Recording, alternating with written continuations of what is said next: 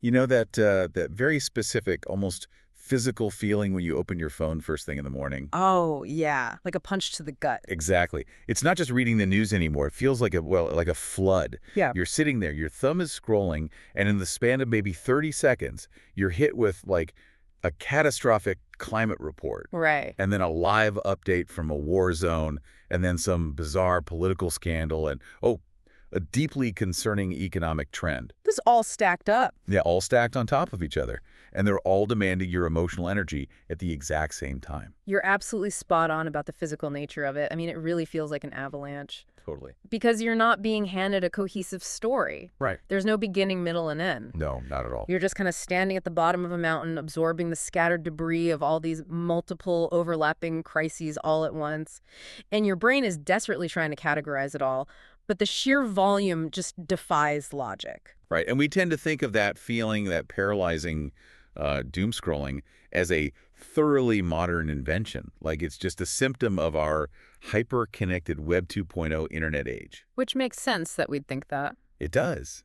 But we're looking at a framework today that proved the ultimate doom scrolling anthem was actually written decades before the smartphone was even a glimmer in an engineer's eye. Yeah, it's It wild. was written in 1962 and delivered on an acoustic guitar. Right, a single artist basically took this musical structure that is centuries old, something passed down around campfires and in village squares. Yeah. And he completely rewired it from the inside out just to hold the psychological weight of a modern apocalypse.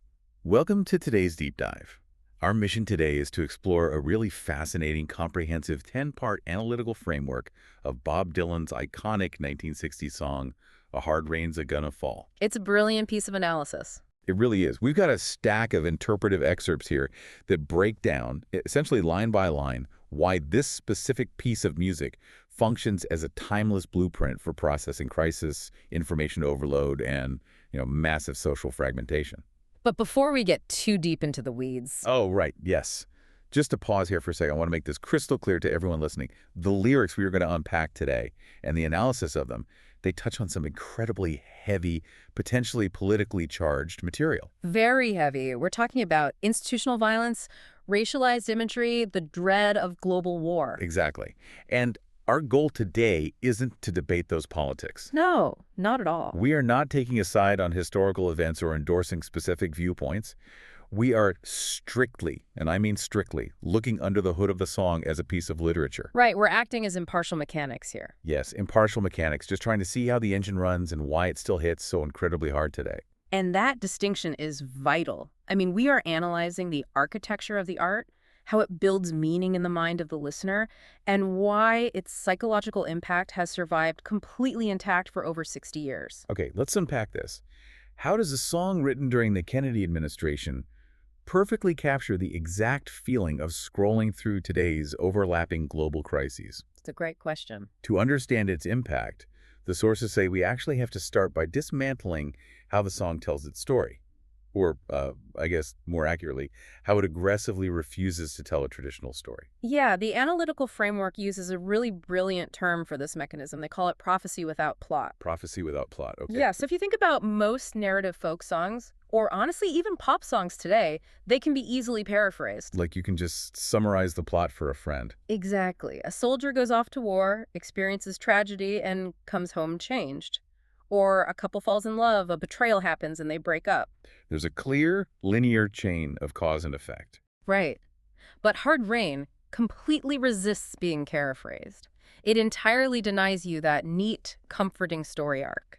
Right, because the singer isn't sitting there explaining the state of the world to you. It's not some neat argument or a sermon telling you what to think about the government or the environment. Exactly. It actively avoids the close certainty of a sermon. Instead, it relies on this literary technique called accumulation. Accumulation. Yeah, the song is just a relentless sequence of fragmented scenes, surreal encounters, bizarre sounds, and stark declarations.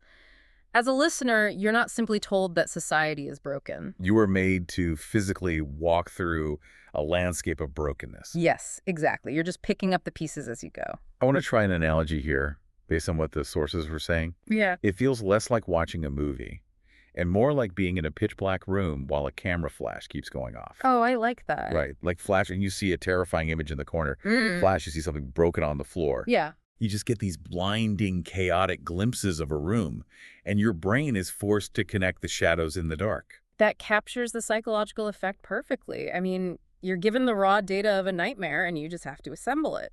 But that fragmented approach introduces a massive structural risk for the songwriter. Which is exactly what I was wondering when reading this. If the imagery is just a chaotic flood of broken pieces, just flashes of dread, why doesn't the song just collapse into a total, unlistenable mess? Right, like what holds it together? Yeah, what is actually holding all that chaos in place? Well, that is the genius of the song's architecture, and it's what the analysts call ballad memory. Ballad memory. Yeah. Dylan didn't just invent the structure of the song out of thin air to hold his modern nightmare. He hijacked a very ancient, highly disciplined question and answer folk pattern. Right. The sources specifically mention it mirrors the exact structure of the traditional Scottish and English ballad Lord Randal. Exactly. Lord Randal. I remember reading about that in an old literature class. It's that centuries-old song where an elder voice, usually a mother, asks a question, and the younger voice, the son, answers. Yeah, it goes back hundreds of years. Something like, oh, where have you been, Lord Randal, my son? And where have you been, my handsome young man?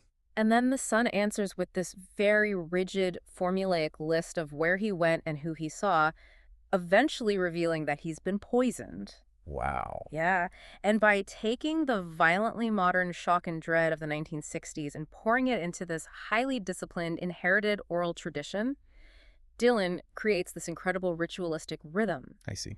Without that strict repeating framework of the question, where have you been, my blue-eyed son? The surreal imagery would just feel arbitrary. It would be exhausting. But the repeated questions stabilize the chaotic movement of the answers. Exactly. It anchors the listener. You know that no matter how crazy or surreal the apocalyptic imagery gets in the verse, you are always going to return to that familiar grounding question. And that old form makes the modern crisis feel both ancient and immediate at the same time. It's a really striking tension. It is. I mean, the melody and the structure sound like something carried forward through generations around a hearth fire, but the images feel like a frantic telegraph report from a specifically modern catastrophe. Now, because this old ballad structure allows for such a vast, almost unlimited scale of imagery, we really have to look at what people historically assumed the song was about versus what is actually hiding inside those lyrics. Right, the surface versus the depths. Because the obvious elephant in the room for a song written in 1962 is the Cold War. Oh, absolutely. The Cold War context is impossible to ignore here.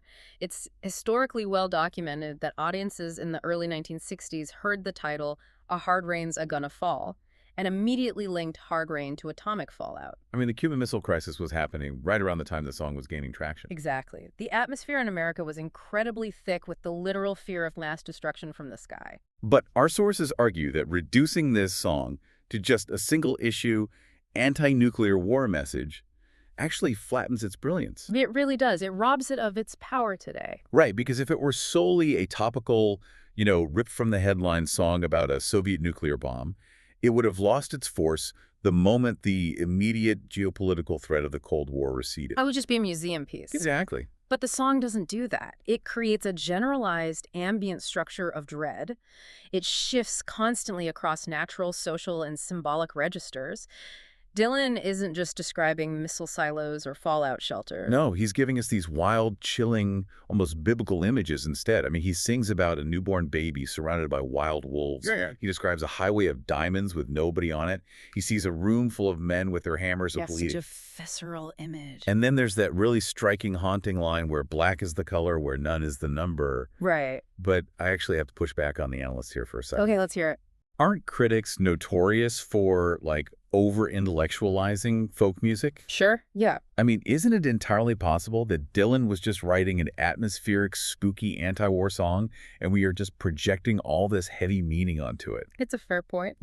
Why do we have to map every single weird line to concepts like institutional violence or racial exclusion? Well, what's fascinating here is that the sources actually anticipate that exact skepticism. Oh, really? Yeah, they address it through a concept called ambiguity as method.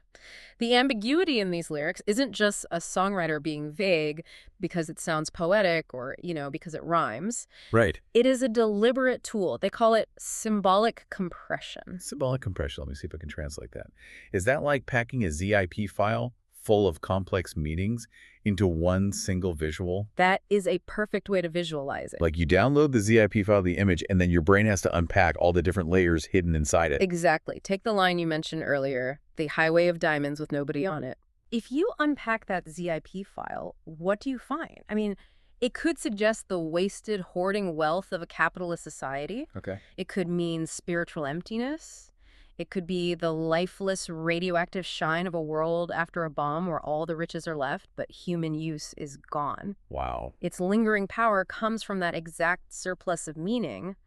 It refuses to be just one thing. And the violence in the song operates the same way, doesn't it? Yeah. It isn't always spectacular cinematic battlefield violence with soldiers and tanks. No, often it is administrative, Yeah. bureaucratic. And completely normalized. Right. We see that clearly with the image of the executioner whose face is well hidden. Yeah, that's such a creepy line. It is, because Yeah. that isn't a soldier in a trench. That implies a massive functioning system where harm is real, but personal responsibility is obscured behind rules, uniforms, and authorities. The danger in the song's universe is ambient, Exactly. It's in the water. It's in the institutions. which completely reframes the racial imagery, too. When he sings, "Where black is the color, where none is the number," he isn't just throwing out abstract poetry. No, he is inviting a profound reflection on social exclusion and negation. The framework points out that the song forces the listener to see that childhood vulnerability, the baby and the wolves, Right. alongside racial exclusion, where people are treated as a none, and literal physical starvation. The song says these are all symptoms of the exact same damaged moral universe. They aren't isolated, unrelated incidents. And no, they are interconnected threads of the same web. Okay, so he has built this massive, heavy, incredibly dense world of dread. But as a listener, sitting there with headphones on, or standing in a folk club in Greenwich Village in the 60s, that just sounds exhausting to endure. It does. If the lyrics are just a relentless barrage of suffering and systemic failure, why don't we just turn it off? Why are we drawn to it? Well, the answer, according to the framework, lies beyond the lyrics on the page. It is about how the song actually sounds in the room. Sound of it. Yeah, the sonic pressure of the performance is just as important as the literary meaning. Form and function are completely fused here. Here's where it gets really interesting to me.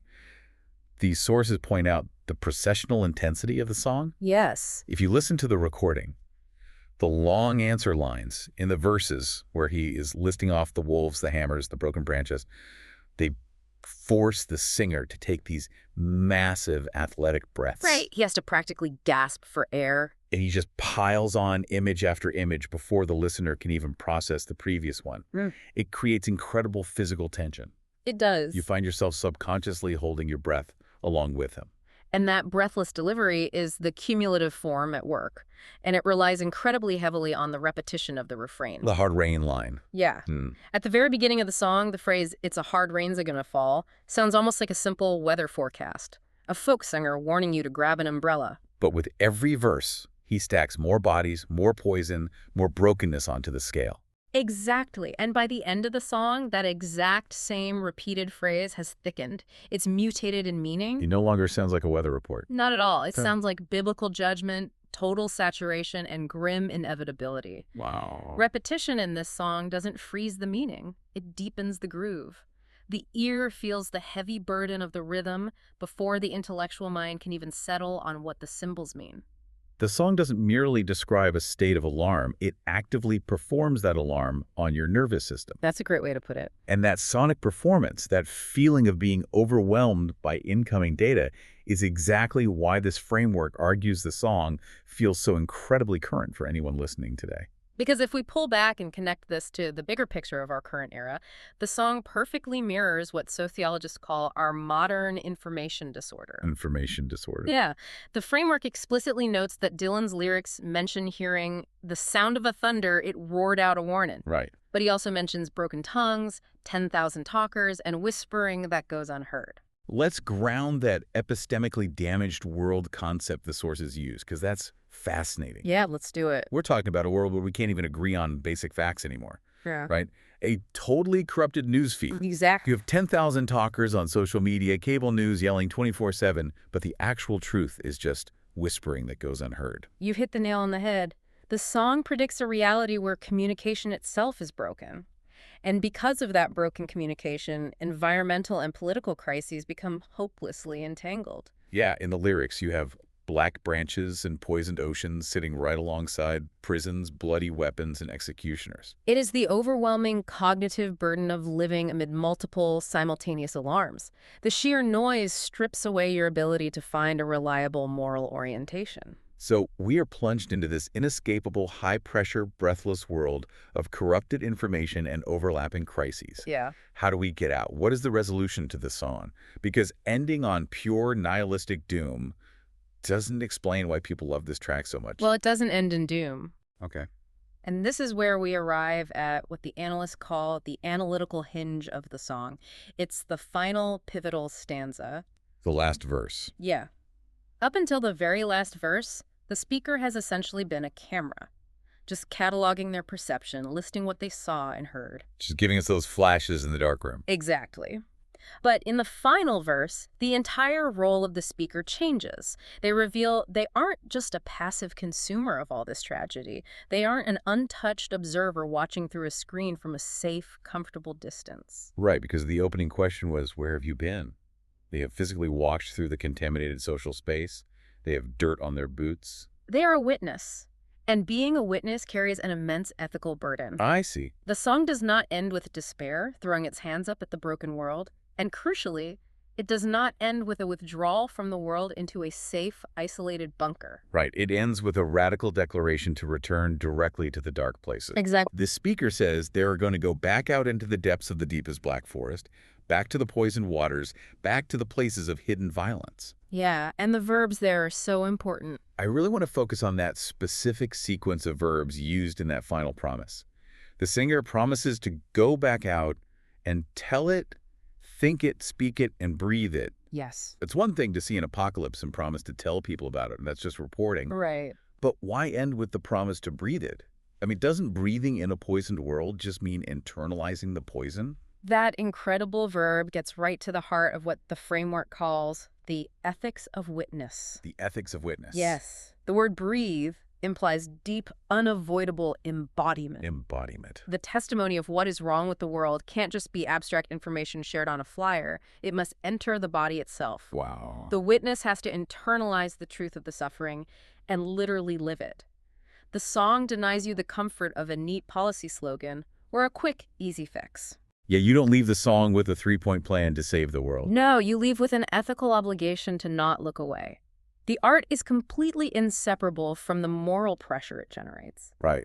Witnessing, truly seeing, breathing in, and embodying the dense interconnectedness of these global crises, it's positioned as the painful, necessary first step before any meaningful human response can possibly happen. So what does this all mean for you navigating your own avalanche of information today? It's a big question. It is. This deep dive shows that true media literacy, whether you are decoding the lyrics of a 1960s folk song or trying to survive today's chaotic algorithmic newsfeed, it requires immense patience. Absolutely. It is about recognizing the deep patterns beneath the noise. It's about being willing to sit in the uncomfortable space of ambiguity and realizing that complex, overlapping crises cannot be solved with a quick hot take or a 280-character post. It demands an active, embodied form of attention. I mean, the ultimate lesson of the song's framework is that recognizing how deeply entangled our social, environmental, and political problems are, that isn't a reason to give up. No. That recognition itself is a form of moral orientation. Which brings me to a final provocative thought for you to mull over as you go about your day. Okay, let's hear it.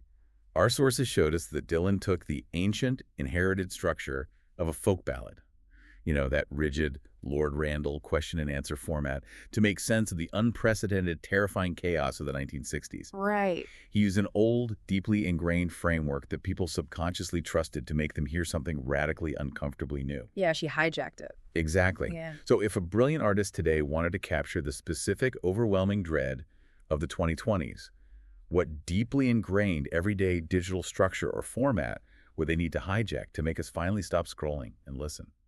Now that is a truly fascinating thought experiment to leave hanging in the air. Thank you for joining us on this deep dive. Keep questioning the information around you, keep looking for the patterns in the noise, and we will see you next time.